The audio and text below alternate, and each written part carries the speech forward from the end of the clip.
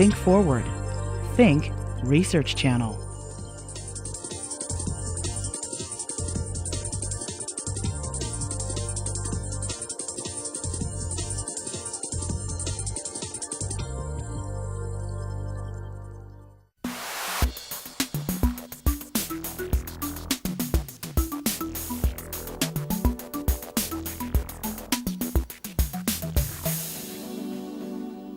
So without any further ado, I'd like to introduce Professor George Liu, who you know is a professor in the Department of Microbiology, Immunology, and Molecular Genetics.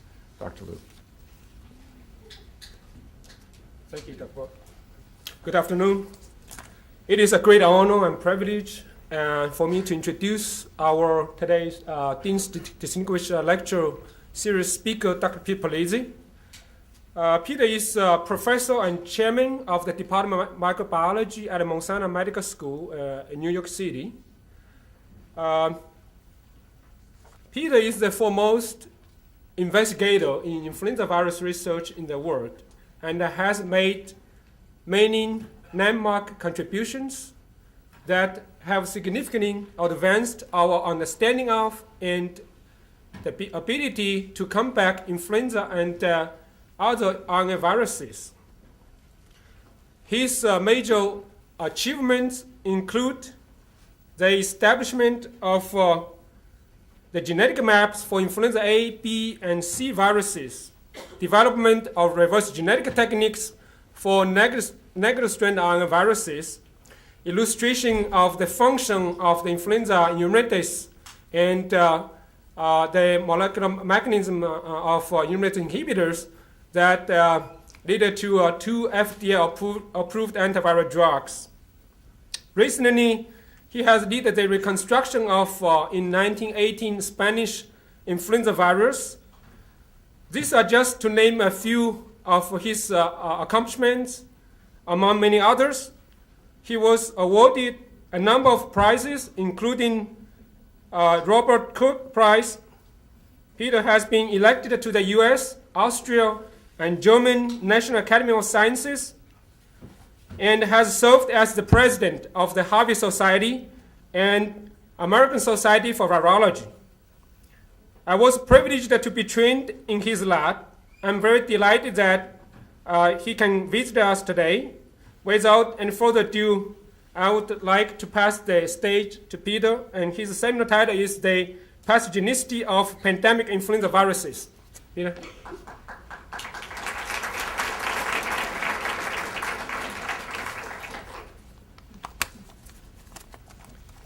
Thank you very much, Dr. Liu. It's also a great pleasure to be here visiting old friends, Dr. Alan Kaplan. I also have the privilege to collaborate with one of your faculty members, Tom Chambers, on equine influenza viruses. So even though it's my first time here, I feel very much at home. The place is very well run. My visit was really organized extraordinarily well. My wife even got the honorarium check for this lecture at the beginning of this week. Thank you very much. What I will do today is talking about pathogenicity of pandemic influenza viruses with an emphasis on the 1918 virus. The virus is an RNA-containing virus. It has a segmented RNA genome, so that's a beast which causes influenza.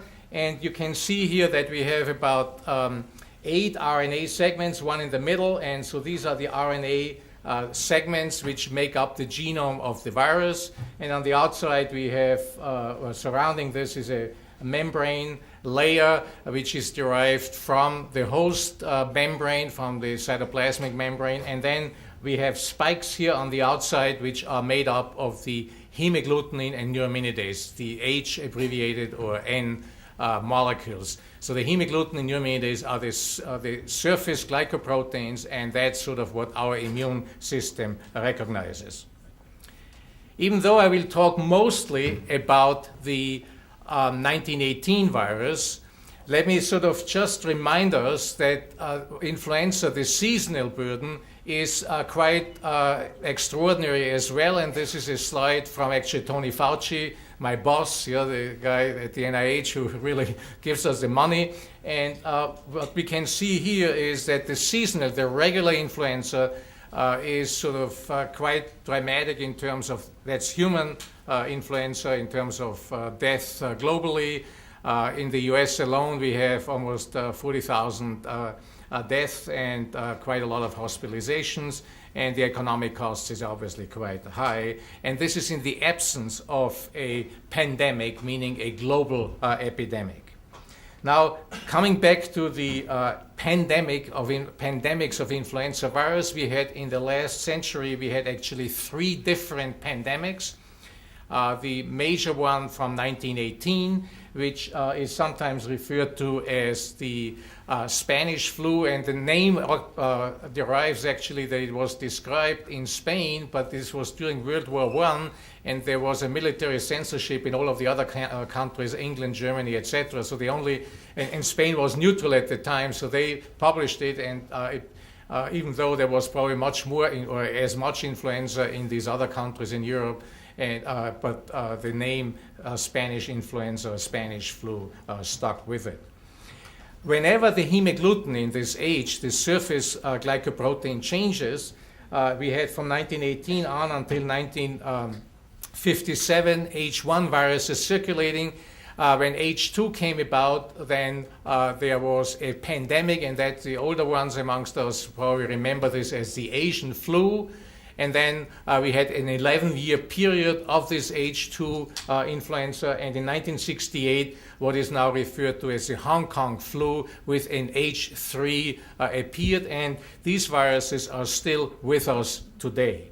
So one should recognize that we have in 2008, we have again a reappearing H1 virus. So since 1918, we have almost continuously, except for a short period here, H1 viruses, which are direct descendants of the 1918 virus. We have also H3 viruses circulating in 2008, and also influenza B viruses, which actually do not occur in form of these subtypes. So we are talking about different types, an A type and a B type, and within the A type, there are several subtypes, and these subtypes are referred to as H1, H2, H3 until H16.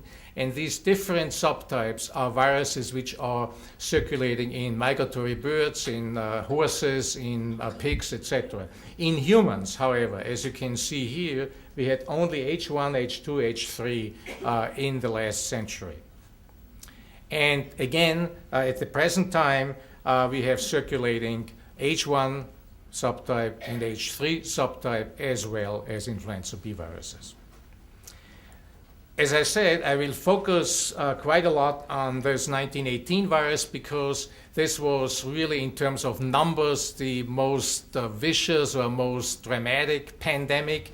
Estimates are around 50 million deaths. Some people actually go higher, 100 million deaths, within a very brief period of time, meaning about November of 1918 to about March of 1919. So over this very short period of time, 5 months, at least 50 million deaths worldwide, and this is really different from the 1957 and 1968 pandemic. And the data I'm going to describe really come from an NIH program project grant. So this is an NIH-funded program. My colleague Adolfo Garcia Sostre at Mount Sinai is the PI, the principal investigator on this NIH program project grant. We are 2 other groups, 2 other laboratories at Mount Sinai, Chris Basler and myself. We are collaborating with Terry Tumpy, who is at the Center for Disease Control, and the data with the full 1918 virus all come from his laboratory, and we're done in a BSL-3 plus facility in terms of biosafety. We also collaborate with David Swain at the U.S. Department of Agriculture in Athens, Georgia. I'm not going to talk much about that collaboration. The sequence of the 1918 virus was obtained by Jeffrey Taubenberger when he was at the Armed Forces Institute of Pathology by using pathology samples from soldiers who died in 1918. So they had this archived, and by using PCR reactions, the virus obviously is dead in these samples, but by PCR reactions on this pathology material from the soldiers and also from a corpse of a person who died in Inuit and Eskimo in Alaska, based on the PCR reactions, the sequence was obtained, and then we were able, using reverse genetics, to actually reconstruct this virus, and I'm going to talk about it. We also collaborate with Michael Cates in Seattle. Mostly these are the microarray data, and also the structure work is being done by Ian Wilson at the Scripps Research Institute in La Jolla. So this is, you can see, a fairly broad collaboration, and I hope I will be able to convince you that this is an interesting virus and that we can actually learn quite a lot studying it. Reverse genetics, Dr. Lu already mentioned it, is a technology by which we can, in the laboratory, reconstruct an influenza virus using just DNA. And if I have the sequence, as in the case of the 1918 virus, we are able to remake this virus. So this is sort of a way of a Jurassic Park, if you wish. By having just a sequence, we can make this virus. So we have here, in our system, we are using 12 different plasmids transfecting one cell. And on the left side, you have the pink plasmids, which each one codes for one of these 8 RNA segments, which I mentioned before. And then we have helper plasmids, the blue ones on the right side. And it's providing the RNA-dependent RNA polymerase, these 12 plasmids together into one cell. Then at a very low frequency, but you only need one virus particle really, allows us to rescue then in those cells we call recombinant influenza virus, one which was derived from the DNA in these expression plasmids. So this is the technology of reverse genetics, and we were able in 2005 we were able to reconstruct the entire virus. You can see here Adolfo Garcia-Sostre is the principal investigator of this NIH program project grant. And we were able to get this whole virus, Terry Tumpy being the first author. And this was a Lancet, it was a science paper, but it was also designated the Lancet paper of the year 2005.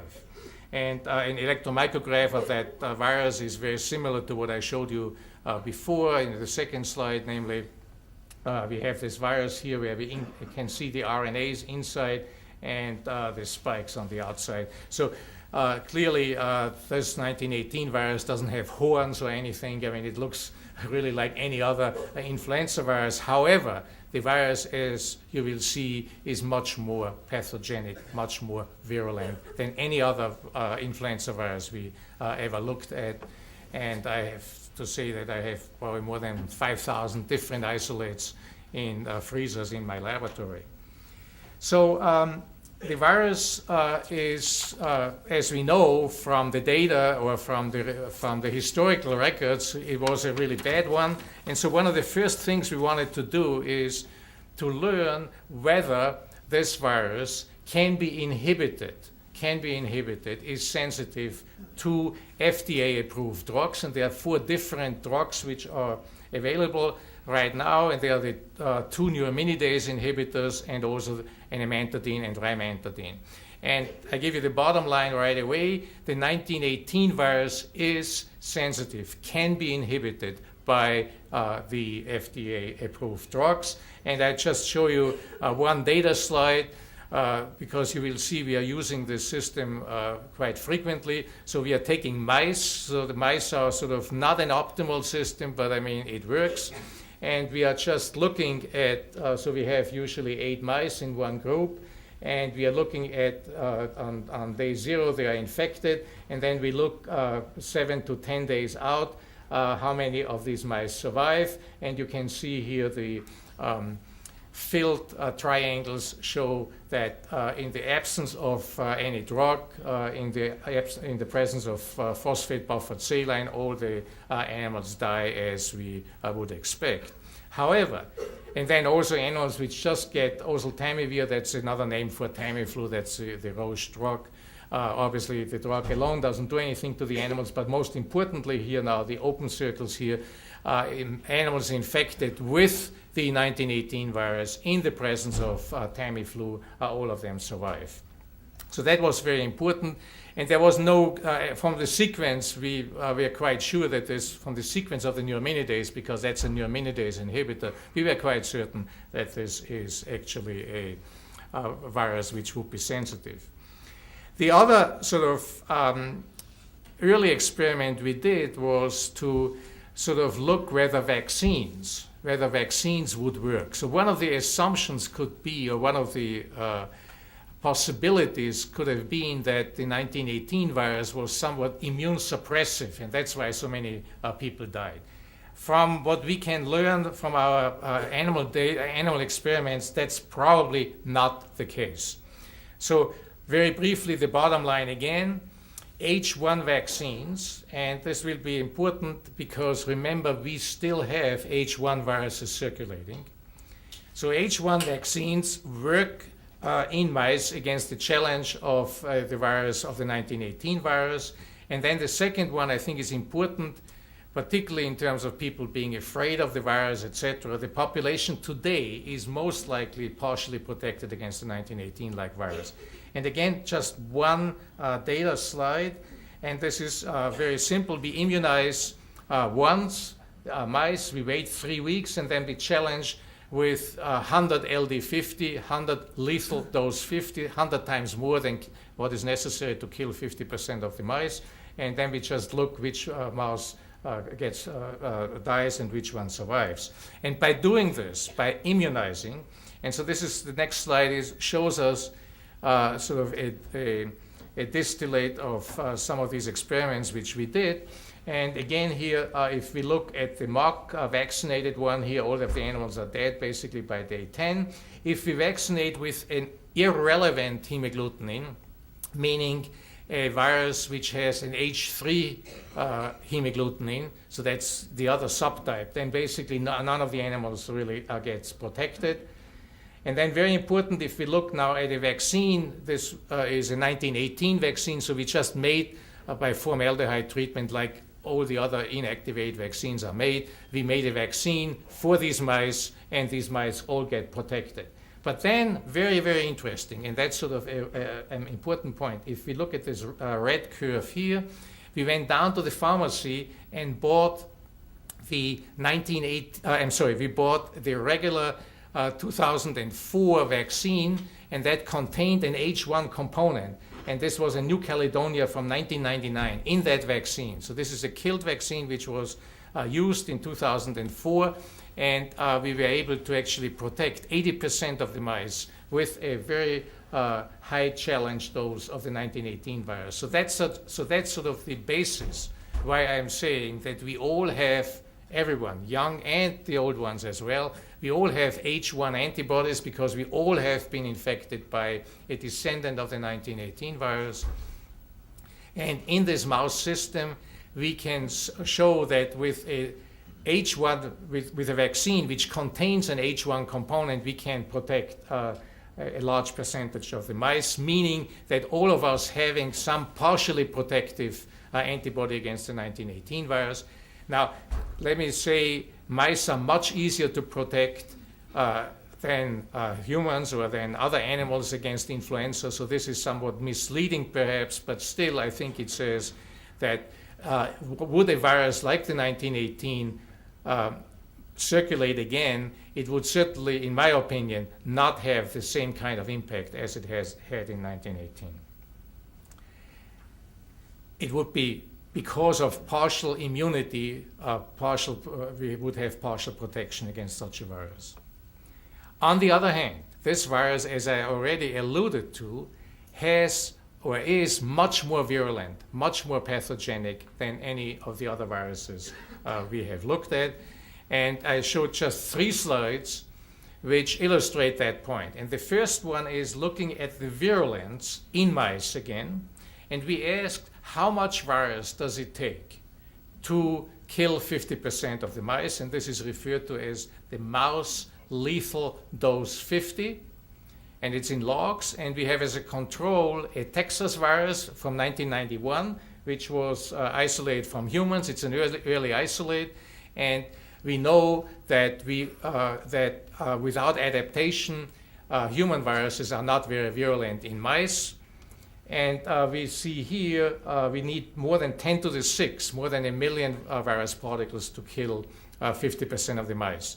If we replace, and again by reverse genetics, 2 of the genes, the hemagglutinin and the neuraminidase, of this 1991 Texas virus with the 1918 hemagglutinin neuraminidase, then we reduce it by at least we need at least a log, maybe 2 logs less virus, so the virus is more virulent. And then if we take in all 1918 virus here, you can see that one has a virus which is about 1,000 times more virulent. One needs 1,000 times less virus than the control to kill 50% of the mice.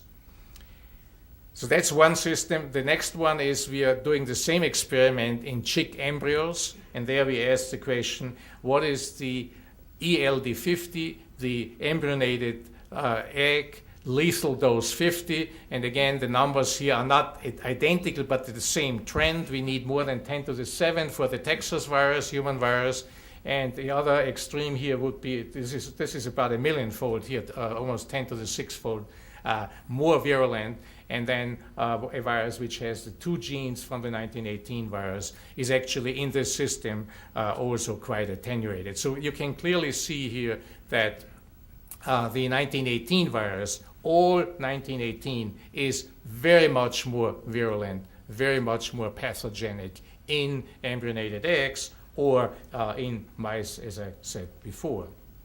And also, I mean, less sort of convincing and compelling probably if one uses primary epithelial, human epithelial cells, one sees that the 1918 virus grows to about a log more higher titers than any other virus. We're using these cells quite frequently. All these viruses usually are around 10 to the 7, and here we clearly have something growing over 10 to the 8. So this is, I think, sort of 3 different systems, and all of them tell us the 1918 virus, having all 8 genes from the 1918 virus, is more virulent.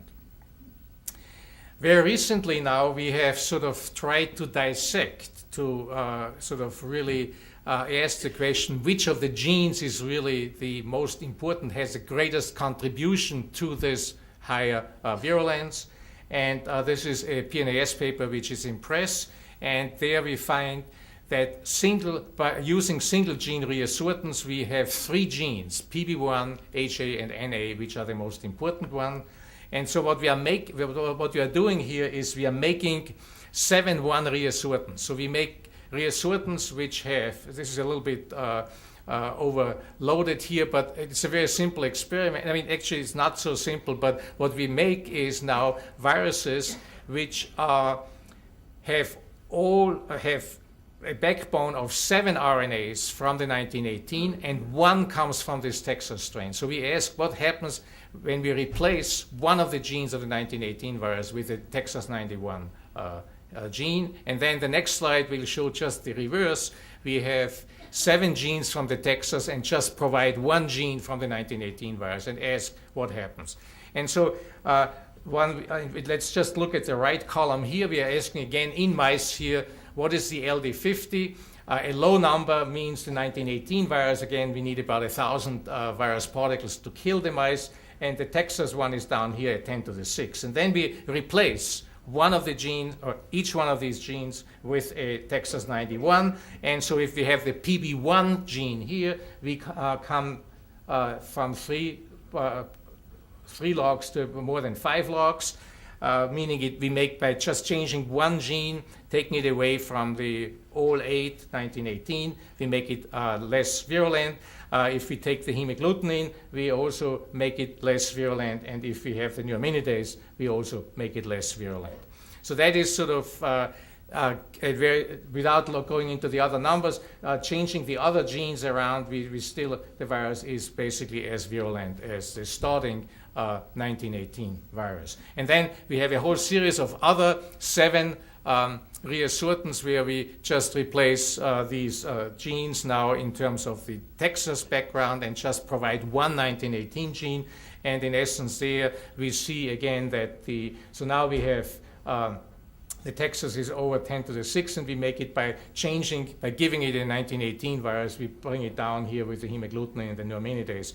And the PB1, which we identified in the reverse experiment as important, doesn't show up in this mouse assay, but for example, the plug size, this is the Texas virus here, and if we just provide the 1918 PB1, you can see this one makes much more bigger plugs, whereas the other polymerase gene, the 1918 PA or the PB2, actually doesn't do that. So that again sort of goes along the idea that the PB1 gene, the hemagglutinin, and the neuraminidase are the most important ones in terms of the virulence characteristics of the 1918 virus.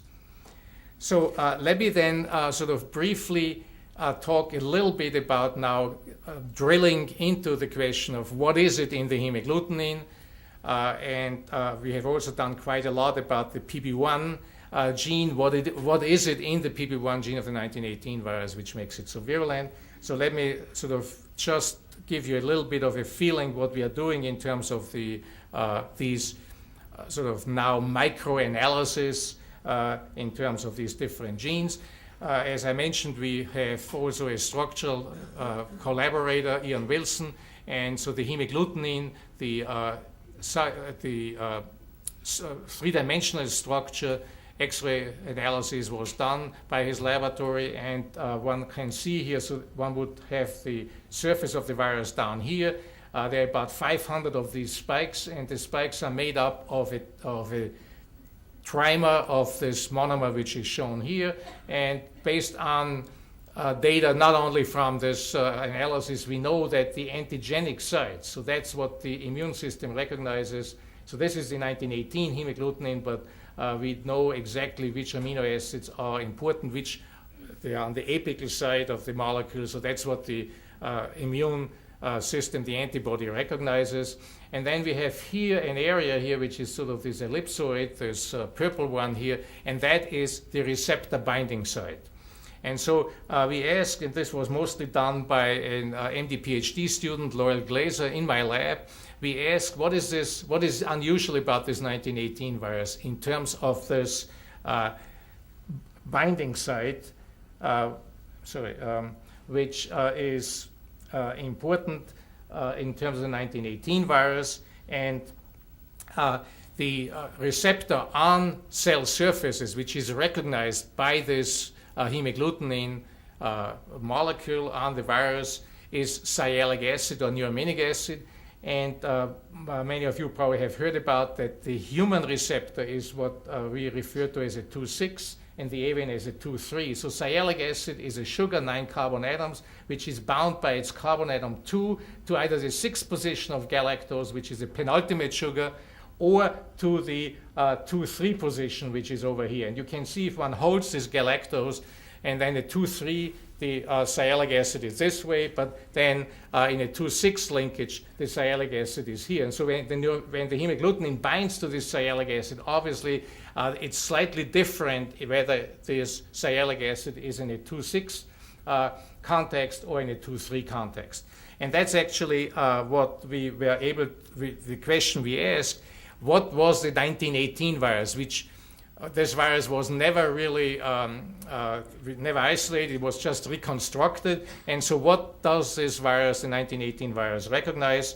And we had actually sequences of 2 different isolates, one soldier from South Carolina and one from New York. and the hemagglutinin gene was identical in those two. So this is Jeffrey Taubenberger's sequencing. And so we made these two different viruses, and these amino acid positions here are the amino acids which in this purple ellipsoid area which recognize sialic acid. And the only difference here in these two hemagglutinins was in position 225, where we go from an aspartic acid to a glycine. And then very interestingly, all the avian influenza virus H1s have actually a glycine here and a glutamic acid here. So this is sort of the only difference in terms of this binding site.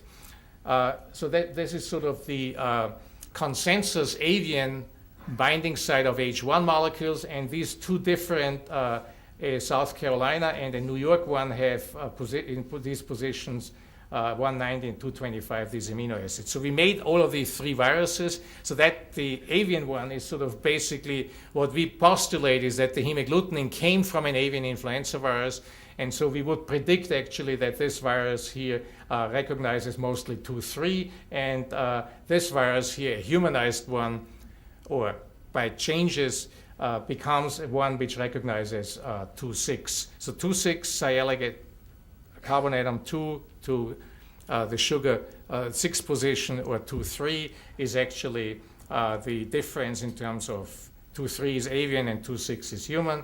And without going into the precise assay, we use red blood cells which we strip and then reconstruct 2,3 or 2,6 ones. And so this is sort of the result here, where we look at binding to 2,3 or 2,6 receptors. And if we look here, let's start out with the South Carolina one, which has affinity mostly for 2,6. That's a blue column here. If we look at the New York one, which has one amino acid change towards the avian one, we can suddenly see that both 2,6 and 2,3, blue as well as orange receptors, are recognized. And then most importantly, the 1918, so the postulated precursor, is one which mostly recognizes 2,3 receptors. And then we have controls here that a duck virus, an avian influenza virus, mostly 2,3, and a human virus, mostly 2,6. So that sort of was quite rewarding to see that, yes, the postulated avian precursor had actually avian receptor activity, avian receptor affinity.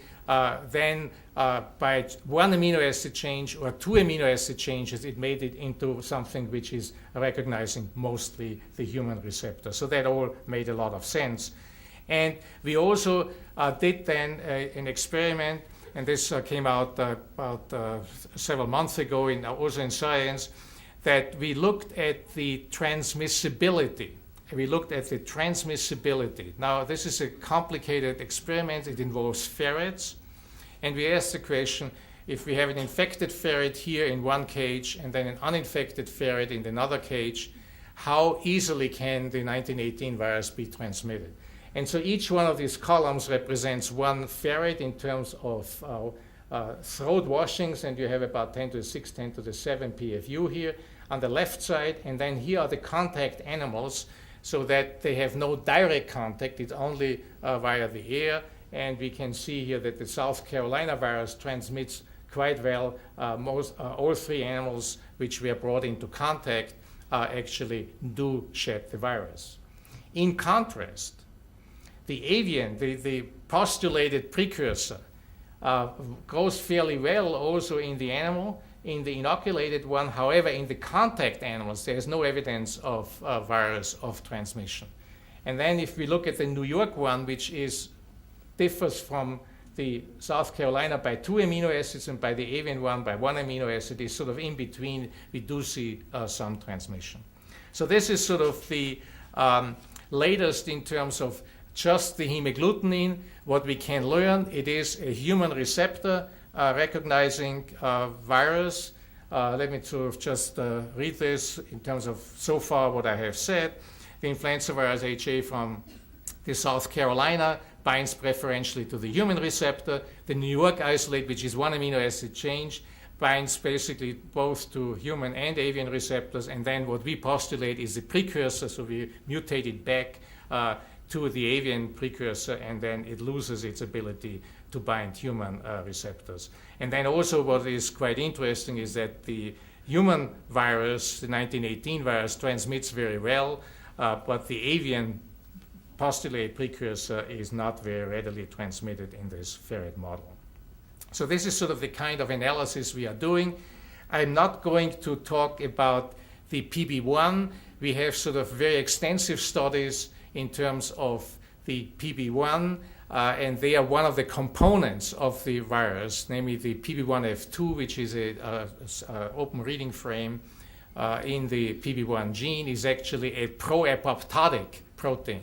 And the 1918 virus has a much better pro-apoptotic protein than other influenza viruses. So that's sort of just giving you a feeling what we are looking for in terms of analysis. Again, with this PB1F2, we have done a lot of studies. Some have appeared last year and some are about to come out. In essence, we find that the 1918 virus has a really vicious pro-apoptotic one, and we feel that particularly immune cells are attacked by this virus. So let me sort of move over this and come to the last part of my presentation, and that is what can we learn from this 1918 pandemic in terms of what the next pandemic is. You saw this question mark in terms of one of the earlier slides, what will be the next pandemic.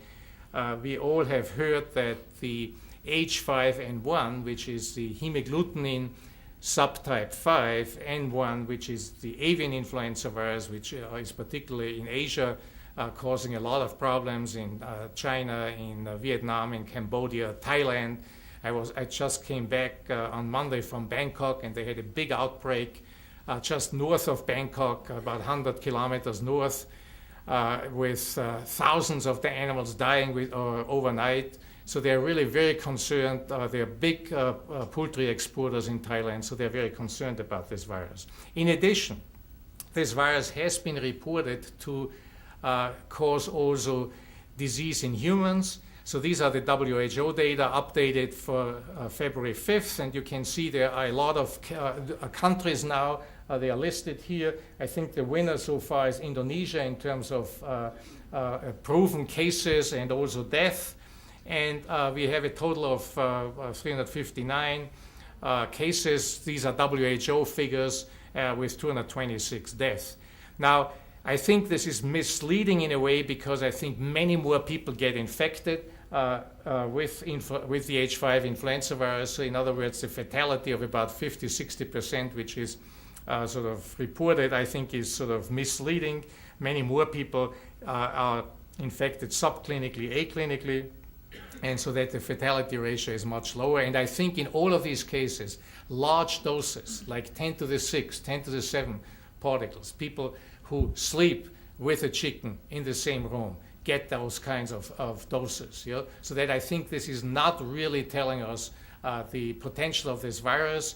Nevertheless, one has to be sort of careful and try to understand the sort of what these viruses can do. And I just want to quote our local philosopher Yogi Berra in terms of making predictions of whether the H5N1 will make it or not. Now, the major issue, and so that's the last sort of topic I want to really discuss, is why do we not see more H5N1 viruses in humans? Why does the virus really, and I think it's only large doses. I don't have really good evidence for that, but in all cases, there in 90 plus, 95 plus percent of all of these death or serious disease, there was direct contact with chicken, and I would assume that only large quantities are really causing the death and serious disease in these patients. So that the question really then comes, what is it, why does this virus, in contrast to the 1918 virus and in contrast to our other human influenza virus, why does it not transmit very rapidly? And so the last sort of 5 minutes are with respect to a new transmission model which we developed, and this is a guinea pig transmission model. There are two postdoctoral fellows, actually ID people in my laboratory, Annie Sloan and Sam Mubarak, or again in collaboration with Terry Tompi and my colleague Adolfo Garcia Sostre. And so the question is really here, can we sort of understand what it is, which molecular signatures, which genes are important for transmission, and thereby what is the potential of the H5N1 virus.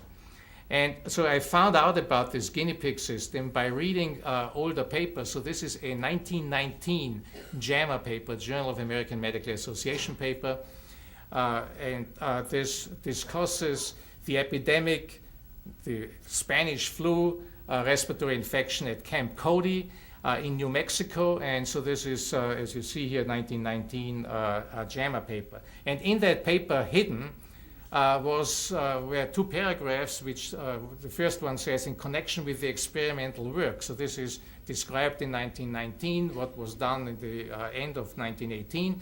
It is interesting to note that very soon after the epidemic of influenza, 1918 influenza reached this camp, the Camp Cody in New Mexico, our laboratory guinea pigs housed in a small building besides the laboratory began to die.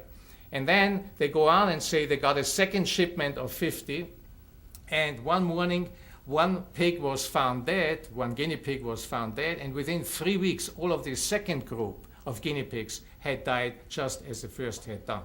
And so this was quite interesting. I said to myself, okay, mice, and I should have said this, mice are really, they don't transmit the virus. We actually put a 1918 infected mouse right into the same cage with an uninfected, and there's no transmission from this highly virulent virus from the infected to the uninfected mouse. And ferrets are sort of the animal model of choice. However, ferrets are very expensive, they're big, they bite, so this is not an ideal system in terms of starting transmission. And it turns out that these guinea pigs are really, they work like a charm. And so what we did is, so we have now very simple, that's actually the first experiment. So we put now, so these are red guinea pigs in cage 1 and blue ones in cage 2. And so we have, at that time we had just left basically, we had the cap of these cages were perforated.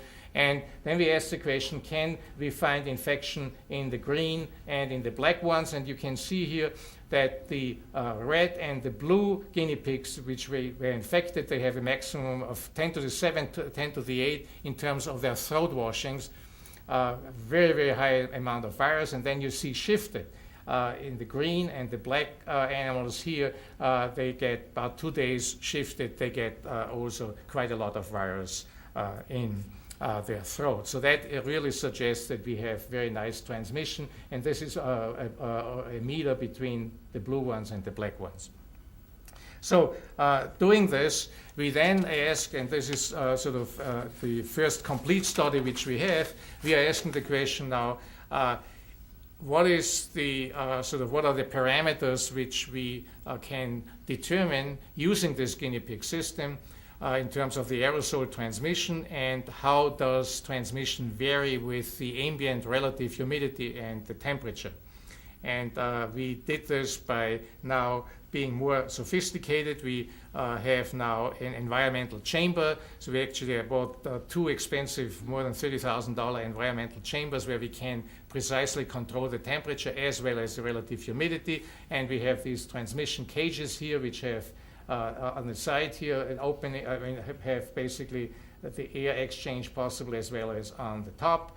And then we put these animals, these cages in this environmental chamber, and then can do about 4 different experiments where we have infected animals exposed, etc. And what we did then is to really study what would temperature do and what would relative humidity do. And I give you the bottom line here. What we found is with the two extreme, when we look at 5 degrees, we find that at low relative humidity, we get 100% transmission, and then the curve comes down a little bit. We can't go higher than 80% because then basically the humidity is too high. And one of the explanations we have here is that that we get a curve like this. What was very, very surprising, at 30 degrees centigrade, we have absolutely no transmission in the system. And if we look at 20-degree room temperature, we have sort of an intermediate here, and we have actually two minimums. This one here is probably because the particles are just too humid, they just settle down, and therefore there's no aerosol transmission. And then there's a minimum here about at 50% relative humidity as well. And we have actually explanations for that as well. It has to do with the stability of the virus. And clearly, if we look at these two extremes here at 5 degrees versus 30 degrees, we see a dramatic difference in terms of the transmissibility and transmission of the virus. The data are very similar to what I just showed before. What we have here, infected animals, and then we have uninfected animals here, and these are at 35% relative humidity and 20 degrees. And these two experiments really give us the same 100% transmission, but these experiments were done 4 months apart. So this is really almost reproducibly like a tissue culture experiment that really 4 out of 4 animals show a perfect transmission under conditions of 35% relative humidity and 20% centigrade, and at 80% relative humidity and 20, again, two separate experiments, left and right, and again, completely zero transmission at this high relative humidity. So this is sort of what we are doing in terms of at each one of we have many time points. We leave the animals in there for 8 days at 20 degrees and at that particular relative humidity. And we have, this is just showing some other ones at 5 degrees and 35, again 100% transmission, really very, very well reproducible. And we can also say that we are trying then to understand what is different at lower temperature. We found that the animals actually are shedding the virus longer, about 2 days longer. So this is at 5 degrees versus 20 degrees. So the animals are probably not as able to clear the virus as when they're sitting at room temperature or higher temperature. And then also what is important is probably the mucus. We noticed that was much more viscous in animals at 5 degrees versus 20 degrees. So this is sort of very clear. We did not find any difference in the innate immune system. We measured about 20 different parameters.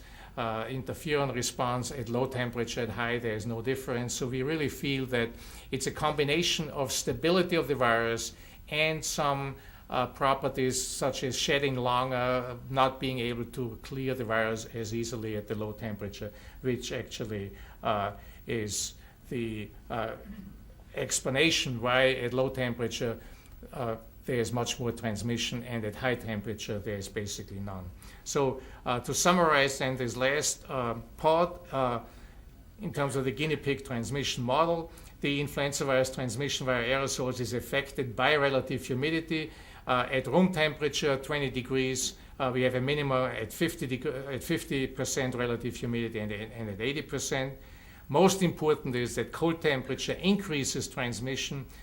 We found, and I didn't show the data, but it's published in PLOS Pathogens about 2 months ago, innate immunity pathways appear not to be involved, very surprising to us. We thought that maybe the innate immune system is not as good at low temperature. We could not demonstrate that. And very, very surprising, at 30 degrees, we do not see any transmission. So this is where we stand right now. So the next experiments are clearly obvious what we want to do. We want to use H5N1 viruses in the system and find out whether these avian influenza viruses are able to get transmitted, and if not, then provide human genes to the avian one and find out whether there are a combination of 2, 3, 4 genes may do it, or what we have to do in terms of changing the avian influenza virus to make it more transmissible. So I hope I was able to give you a sort of a glimpse of what we are doing in terms of starting the 1918 pandemic influenza virus, which really had this dramatic pathogenicity and virulence, and then sort of ending up with the system which allows us to study transmission between an infected and non-infected animal. And I think that's a very important question in terms of what determines whether a influenza virus can become a next pandemic strain. Thank you very much.